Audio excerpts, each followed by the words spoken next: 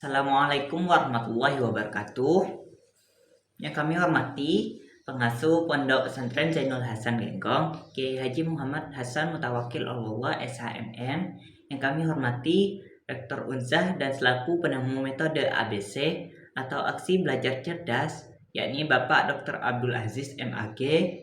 Yang kami hormati pula Bapak Kaprodi PGMI, yakni Bapak Firdaus Ainul Yakin MPDI, dan dosen pengampu mata kuliah konsep dasar IPS, yakni Ibu Nur Fatimah MPD, dan tak lupa orang tua dan teman-teman seperjuangan yang selalu mendukung.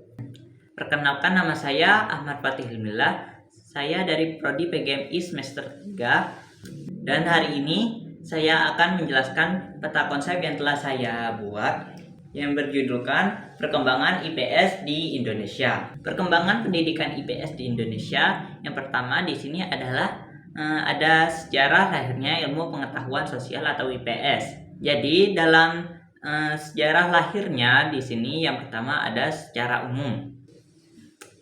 Ilmu pengetahuan sosial atau IPS dalam bahasa Inggris dikenal sebagai Social Studies. Pertama kali muncul di Amerika Serikat melalui sebuah lembaga bernama Committee of Social Studies. Kurikulum ini mendapatkan perhatian dan dana pengembangan dari pemerintah. Secara garis besar, perkembangan ilmu pengetahuan sosial dipengaruhi oleh dua aspek latar belakang sosiologis dan pedagogis. Yang pertama, latar belakang sosiologis, yakni di Inggris IPS pertama kali diterapkan di sekolah rugby pada 1827 oleh Dr. Thomas Arnold sebagai respon terhadap masalah sosial pasca revolusi industri. Dan di Amerika, setelah perang saudara, IPS dikembangkan untuk membentuk identitas nasional. Pertama kali diterapkan di Wisconsin pada 1892 dan kemudian diakui secara nasional pada 1916. Dan selanjutnya di sini ada latar belakang pedagogis, yakni IPS bertujuan untuk membentuk peserta didik menjadi warga negara yang bertanggung jawab dan sadar akan perannya dalam masyarakat, menghindari sikap individualitis, dan memahami nilai sosial.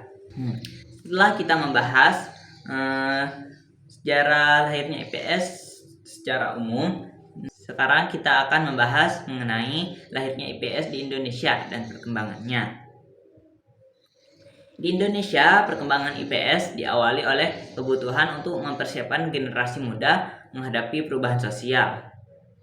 Pada awalnya, IPS diajarkan secara tradisional dengan bidang ilmu terpisah. Baru pada 1968, Profesor Dr. Supartina Pakasi mulai menerapkan Social Studies di IKIP Malang. Pada 1972, Seminar Nasional tentang Pendidikan menghasilkan keputusan untuk mengintegrasikan ilmu-ilmu sosial menjadi satu bidang studi, yaitu IPS. Istilah ini resmi digunakan pada kurikulum 1974 dan 1975 untuk pendidikan dasar dan menengah. Setelah kita membahas mengenai sejarah lahirnya IPS, selanjutnya kita akan membahas mengenai IPS, pendidikan ilmu pengetahuan sosial atau IPS dalam berbagai kurikulum. Yang pertama dari kurikulum 1964. Dalam kurikulum 1964 di masa Orde Lama menekankan sejarah dan geografi sebagai inti dari ilmu sosial. Mata pelajaran terbagi menjadi dua kelompok dasar, yakni sejarah dan geografi Indonesia, dan juga Cipta, yakni sejarah dan geografi dunia, yang bertujuan membangun kesadaran kebangsaan di tingkat menengah. IPS disesuaikan dengan jurusan yang mencakup sejarah dunia, geografi dunia, dan ekonomi. Selanjutnya dari kurikulum 1968. Dalam kurikulum 1968 masih mempertahankan sejarah, geografi, dan ekonomi. Civics menjadi kewarganegaraan, dan kemudian PPKN pendidikan Pancasila dan kewarganegaraan. Dan di kurikulum 1975, IPS diperkenalkan sebagai gabungan beberapa disiplin sosial seperti geografi, sejarah ekonomi, dan antropologi. Di sekolah dasar, IPS disajikan secara terpadu. Sementara di tingkat menengah, disiplin sosial tetap diajarkan terpisah. Selanjutnya dari kurikulum 1984.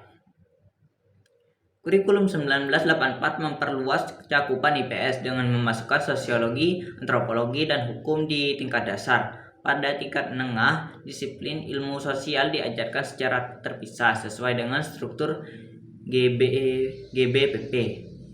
Selanjutnya di sini kita akan membahas yang kurikulum 1994. Dalam kurikulum 1994 mencakup ilmu bumi setara dengan geografi, sejarah, dan ekonomi di pendidikan dasar. Di MI atau SD, pengajaran IPS bersifat integratif, sedangkan di MTS atau SMP, disiplin ilmu diajarkan secara terpisah dengan durasi 2 jam per minggu. Guru yang berbeda mengajar setiap disiplin untuk memperkuat keahlian masing-masing.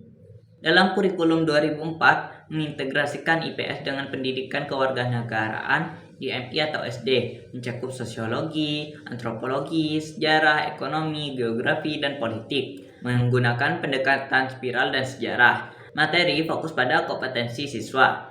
Evaluasi berbasis kelas diterapkan, menekankan keterampilan hidup atau life skills, dan fleksibilitas guru dalam mengembangkan pembelajaran. Yang selanjutnya yakni pendidikan IPS dalam kurikulum 2006. Kurikulum 2006 atau KTSP adalah modifikasi kurikulum sebelumnya dengan standar isi dan kompetensi yang meliputi: pertama, ruang lingkup IPS, mencakup sistem sosial, budaya, ekonomi, serta sejarah. Yang kedua, kecakapan yang dikembangkan seperti personal, yakni keimanan, akhlak, dan tanggung jawab. Dan juga sosial, yakni kerjasama dan tanggung jawab sosial. Dan juga intelektual atau berpikir kritis dan penelitian, serta vokasional, ini keterampilan fungsional dan kewirausahaan. Ciri khususnya yakni mata pelajarannya terpisah dengan pendekatan interaktif dan kontekstual. Materi terorganisir dari yang dekat hingga yang lebih luas, menggunakan penilaian berbasis kelas untuk mengukur pencapaian belajar. Dan yang terakhir di sini ada pendidikan IPS dalam kurikulum 2013. Kurikulum 2013 mengintegrasikan IPS dengan IPA dan mengusung pendekatan tematik integratif di tingkat SD. Beberapa komponen utamanya yakni pertama ada kompetensi inti. Kualitas yang harus dicapai meliputi sikap keagamaan, sikap sosial, pengetahuan, dan penerapan pengetahuan. Yang kedua, kompetensi dasar.